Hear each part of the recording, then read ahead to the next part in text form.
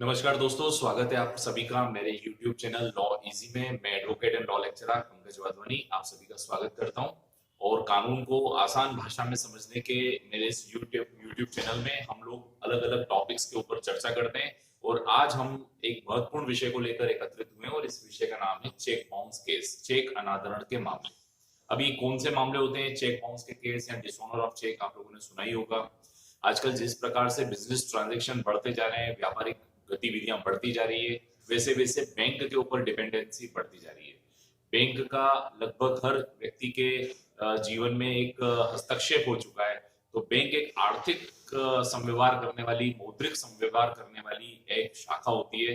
So bank is a institution or organization which deals in the commercial and monetary transaction। और bank एक document issue करती है जिसे हम चेक कहते हैं, और चेक के माध्यम से हम अनेक पेमेंट्स वगैरह कर सकते हैं। तो अब ये चेक होते क्या है और चेक का डिसऑनर क्या होता है और चेक बाउंस क्या होता है, आइए समझते हैं। तो टुडेस टॉपिक है चेक बाउंस केस, चेक अनादरण के मामले। तो जैसा कि हम जानते हैं कि जीवन में हम अनेक आर्थिक गतिविधियां करते हैं। We use to do various economic transactions. तो दिन भर हम अनेक आर्थिक गतिविधियों का मतलब होता है हम यदि कुछ खरीद बेच रहे हैं तो ये भी एक गतिविधि है। यदि हम किसी को लोन दे रहे हैं, ऋण दे रहे हैं, तो ये भी एक गतिविधि है। तो इस प्रकार जो रुपए पैसे की जो लेन देन होते हैं उनको इकोनॉमिक ट्रांजेक्शन कहा जाता है। क्रय विक्रय करना, ये सब इकोनॉमिक ट्रांजेक्शन में आता है। और आज के इकोनॉमिक ट्रांजेक्शन में बैंकिंग की भूमिका यानी बैंकों की भूमिका बहुत तेजी से बढ़ चुकी है। बैंक लगभग हर क्षेत्र में हस्तक्षेप कर रही है और बैंक द्वारा एक डॉक्यूमेंट जारी होता है पेमेंट्स भुगतान करने के लिए, जिसका नाम होता है चेक। तो एक तो हम नकदी भुगतान करते हैं, नकदी मतलब कैश पेमेंट भी करते हैं, और कई बार हम चेक के माध्यम से भी पेमेंट करते हैं। चेक से पेमेंट करना ज्यादा सुरक्षित माना जाता है क्योंकि it gives two kinds of the evidence. एक तो आपके बैंक से अमाउंट डेबिट होगा, सामने वाले के बैंक अकाउंट में वो क्रेडिट होगा। तो इस प्रकार से दो साक्ष्य निर्माण हो जाते हैं, एविडेंस क्रिएट हो जाता है। इसीलिए सब लोग बैंक के ट्रांजेक्शन को प्रेफर करते हैं। तो बैंक एक प्रकार से ऑटोमेटिकली एविडेंस क्रिएट करने वाला एक दस्तावेज भी होता है। अब चेक बाउंस क्या होता है? What is cheque bounce? तो चेक बाउंस को चेक डिसऑनर कहा जाता है। चेक डिसऑनर तब माना जाता है जब आपने चेक लगाया उसके बावजूद भी वो अनपेड रह गया। अनपेड मतलब उसका भुगतान नहीं हुआ, या return by the bank, bank ने बिना भुगतान करे वो चेक आपको वापस पहुंचा दिया, यानी अमाउंट नहीं आया, वापस से वो चेक आपके पास आ गया।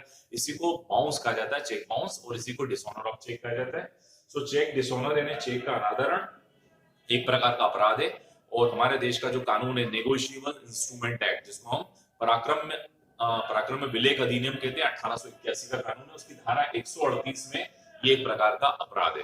So it is offence. अगर आपका चेक बाउंस होता है तो जिस व्यक्ति के खाते का, जिस व्यक्ति ने चेक इशू किया था, जो ड्रॉवर होता है, अगर उसके द्वारा यदि चेक दिया गया और अगर अमाउंट नहीं सिक रहा, मतलब अमाउंट नहीं मिला है और चेक बाउंस हो गया है, तो ड्रॉवर की लाइबिलिटी होती है, क्रिमिनल लाइबिलिटी बन जाती है। आइए समझते हैं इसके रीजंस क्या होते हैं, किन कारणों से चेक बाउंस होता है। सबसे पहला अधिकतर ग्राउंड होता है सिग्नेचर मिसमैच, यानी जो ड्रॉवर ने जो हस्ताक्षर किए हैं, बैंक द्वारा वो जो हस्ताक्षर होता है उसका मिलान करने के बाद ये देखा कि हस्ताक्षर मिसमैच हो रहे हैं, हस्ताक्षर नहीं मिल रहे हैं, तो इस वजह से चेक बाउंस हो जाता है।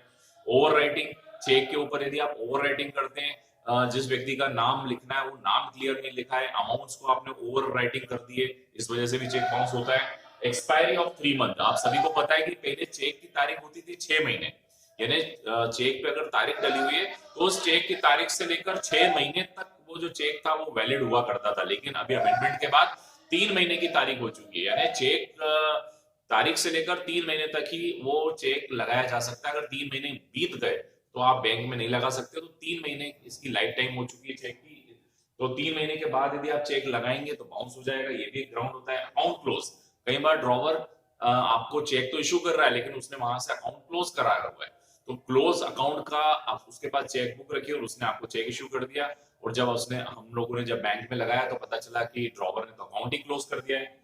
फिर इनसफिशियंसी ऑफ फंड, ये भी बहुत बड़ा कारण होता है। इनसफिशियंसी ऑफ फंड मतलब मेरे अकाउंट में मान लीजिए 50,000 रुपए हैं और मैंने आपको 1 लाख रुपए का चेक दिया है। जब आपने 1 लाख रुपए का चेक लगाया तो चूंकि अकाउंट में तो 50,000 रुपए थे, तो इनसफिशियंसी ऑफ फंड यानी अपर्याप्त राशि की वजह से भी चेक बाउंस हो जाता है। स्टॉप्ड बाय ड्रॉवर, कई बार ड्रॉवर एक चेक इशू आपको कर देता है और उसी चेक नंबर के बारे में बैंक को उसने आवेदन दे दिया है कि इस चेक का भुगतान न किया जाए, तो it is payment stopped by the drawer. तो ड्रॉवर द्वारा यहाँ पर स्टॉप करने से भी चेक बाउंस होता है।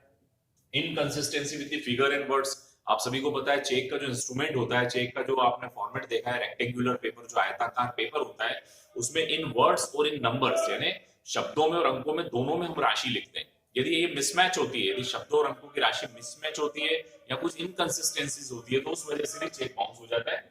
एंड ड्रॉवर इंस्टॉलमेंट, यदि यदि ड्रॉवर जो है वो दिवालिया घोषित हो गया है, यदि दिवालिया घोषित हो गया है इस स्थिति में और बैंक को पता है, बैंकर को पता है कि ड्रॉवर दिवालिया है, तो ऐसी स्थिति में भी वो क्या कर देते हैं, चेक अमाउंट नहीं देते हैं। तो ये भी एक प्रकार से चेक बाउंस का कारण होता है। तो नॉर्मली ये वाले चेक बाउंस के कारण होते हैं। और अब एग्रीड पार्टी क्या करेगी, what will do agreed party? Agreed का मतलब पीड़ित व्यक्ति क्या करेगा?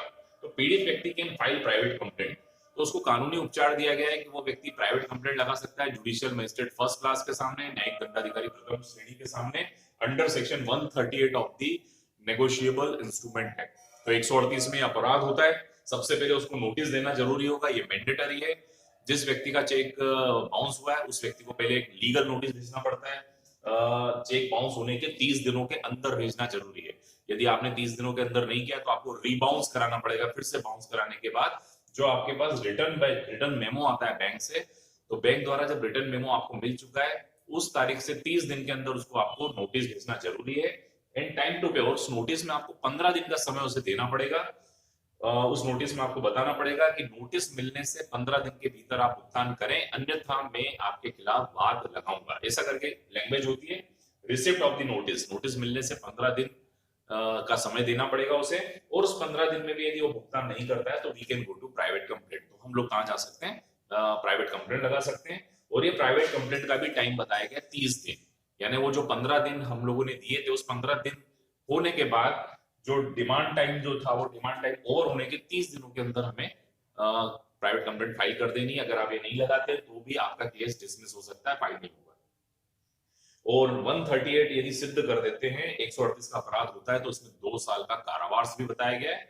और जो चेक अमाउंट है उसके डबल अमाउंट तक का कॉम्पनसेशन या जुर्माना किया जा सकता है। तो ये इंपॉर्टेंट बातें थी जो आज हम लोगों ने चेक बाउंस के बारे में देखी। I think you enjoyed this lecture. Kindly subscribe my channel law easy. Thank you so much.